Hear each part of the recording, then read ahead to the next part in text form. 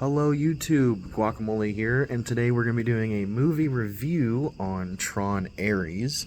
So I had actually gotten out of the theater not too long ago, and I went to go see Tron Ares, and honestly, immediately after going out of the theater, I didn't really know what to think about the movie. The pacing just definitely felt really weird, like it it was just like a lot of chase sequences, it was a lot of getting from point A to point B. And honestly, if you hadn't seen the other Tron, like the original Tron from like the 80s and Tron Legacy, I feel like you'd honestly be pretty confused a little bit as to what's going on and who these characters are and who's this Flynn and Master Control and Dillinger. And yeah, newcomers in, of course, don't necessarily have to have that background knowledge, but I definitely think it really helps having that background knowledge going in, because I had actually went and watched the original Tron before going to see Tron Ares, and I had seen Tron Legacy when I was a young lad, and I actually really enjoyed Tron Legacy so much to where, I was looking forward to another Tron movie, and, so here we are today, and boy, let me tell you, I don't think it's looking too good for Tron, man. Yeah, it's already kind of looking like a low box office projection, which is not good, not good at all. But yeah, so overall with like how the movie, how was the movie? I'd say there's some work that needs to be done.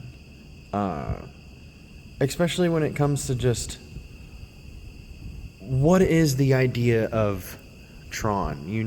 Like when I had been growing up, I had always thought that Tron as a character was more of a prominent character in the movies. Even if you go back and watch the original Tron, Tron isn't really necessarily the main character. It's the Kevin Flynn, he's the main character, really. Tron's just within the world of the grid, which is actually not even technically the grid at that time, but the grid, the world that Tron's in.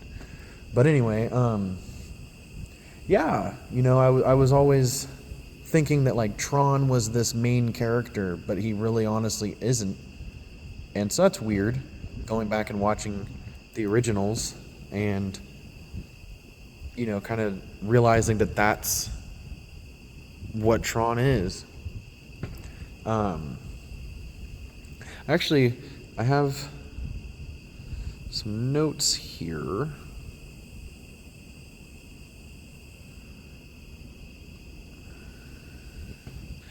Okay, and so one thing that I was a little confused on or have like a question on are like those sticks that they get, right? So throughout the movies, they pull out like this rod, and it's this light beam rod, and it turns into like their light cycle, or in Legacy it turns into their aircrafts, right? And so in this one they pull out the stick and it turns into like a submarine, like a water-esque vehicle.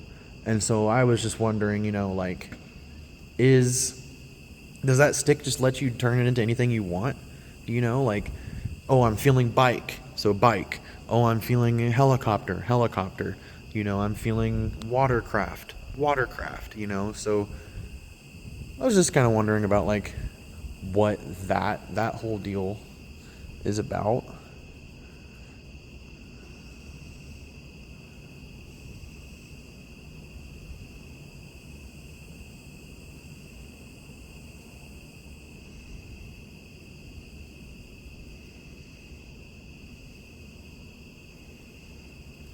Oh, for sure. Definitely a highlight of the movie is when they go back to like the original grid.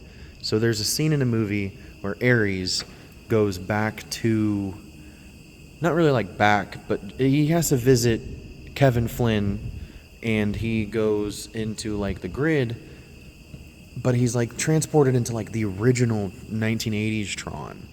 And man, let me tell you, I literally like stood up in my seat.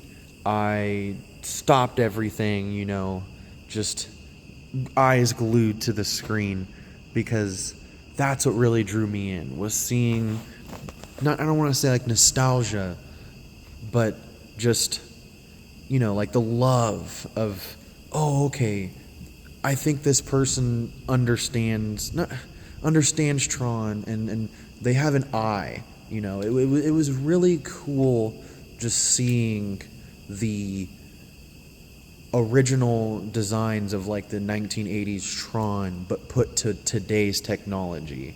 Like that light cycle, when there's a scene where they have like the original light cycle, and Ares goes into it and drives it.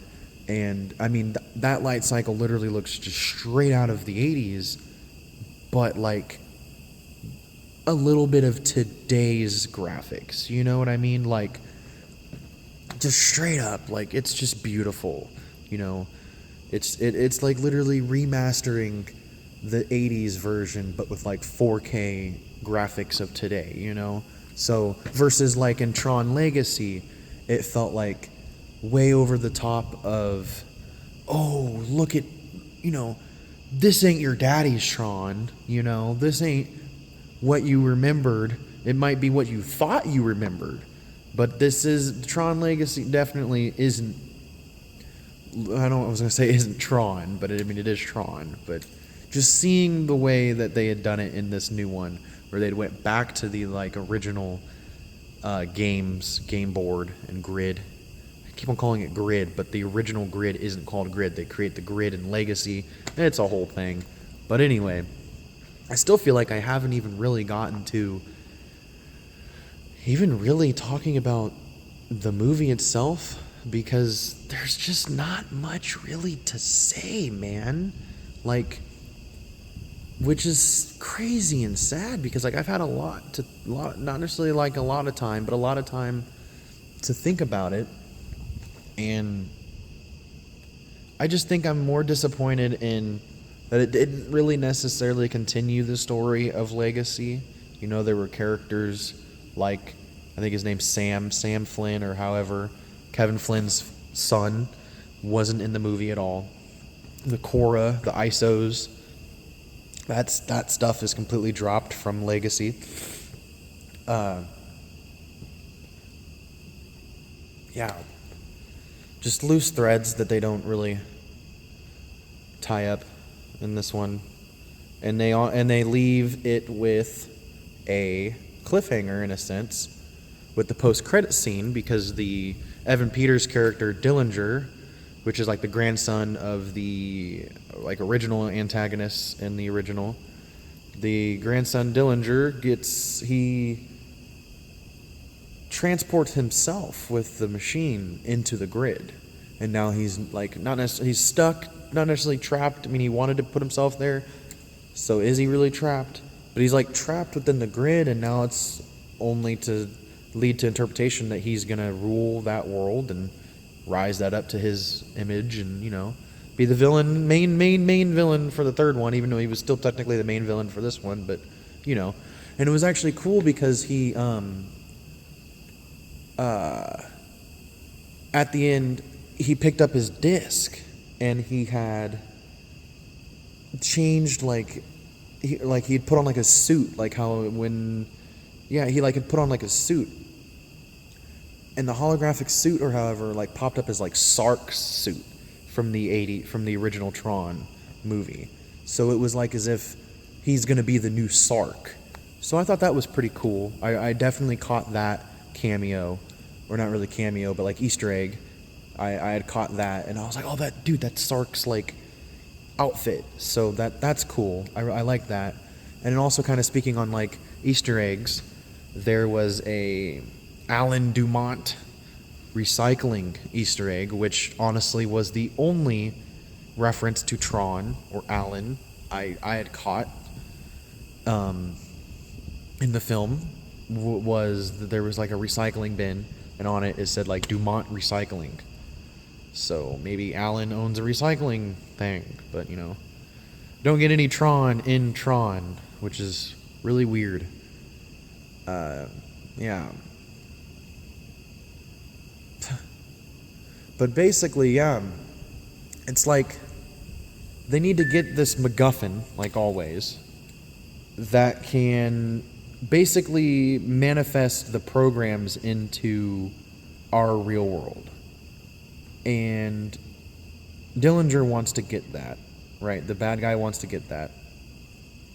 But this like scientist had like the scientist had created or found like the way to be able to bring the programs into the real world and live, because they had like this timer. They have like this 30-minute timer that they can only be in the real world for. And they've pretty much cracked the code. But Dillinger wants that for, of course, evil purposes. And so that's basically like the whole kind of chase sequencing of the movie, you know? The whole MacGuffin, the whole key, the whole... where it kind of just loses you a little bit, you know? Where it's just a chase sequence movie again. You know, it's something where you feel like you've seen this before. I will say, though, that, like, visually, it is amazing. It is awesome, you know?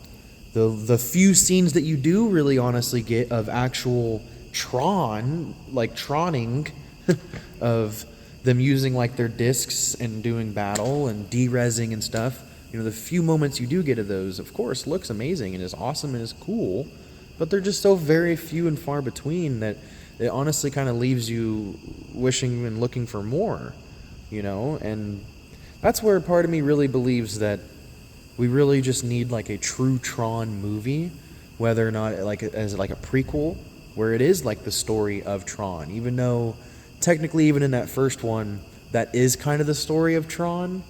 But I'd personally like to see, you know, what made Tron be this gladiator, this figure, this, you know, the savior of, you know,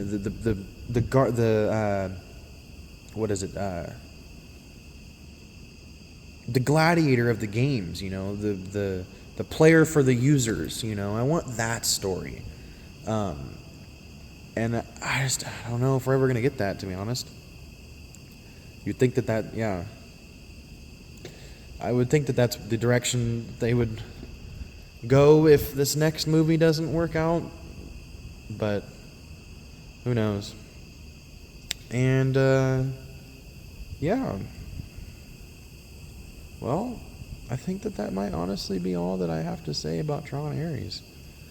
Definitely there will be more movie reviews, and definitely better movie reviews. This was just on the fly. I just wanted to make this because I just finally want to be able to say how I feel about movies and talk about movies with you guys, and hopefully start a discussion about the films, and, you know, maybe, yeah, start some talking in the comments and stuff. But anyway, I'm Guacamole, and we will catch you later.